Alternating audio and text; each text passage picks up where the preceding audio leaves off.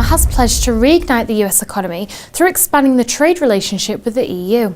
In the State of Union address from Washington, D.C. last night, the President discussed developing the relationship between the US and EU through a transatlantic trade agreement, which would unite standards and focus on non-tariff barriers.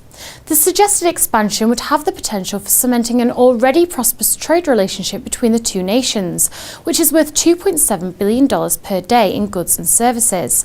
The talks could also help the President meet his goal of doubling US exports by the end of 2014. This comes at a time other trade negotiations across the world are slowing, and China is becoming increasingly predominant in international trade.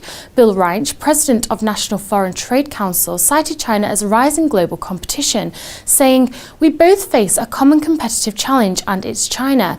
There's a realization that one way to combat that market challenge is if we can reach agreement on our own joint standards. That would make a huge difference." The Union address came less than a week after the talks were approved by European Union leaders. Mr. Obama described the expansion of the partnership as support for American jobs, saying, "Tonight I am announcing that we will launch talks on a comprehensive transatlantic trade and investment partnership with the European Union, because trade that is free and fair across the Atlantic supports millions of good-paying American jobs." During the speech on Tuesday, Mr. Obama cited many ways to boost economic growth and improve the country's prospects. The President called for action on gun violence, tackling climate change, immigration, reform, taxes, better job prospects, reforms to reduce the cost of Medicare, a federal healthcare program for pensioners, federal investment in infrastructure, clean energy, better education, and raising the minimum wage.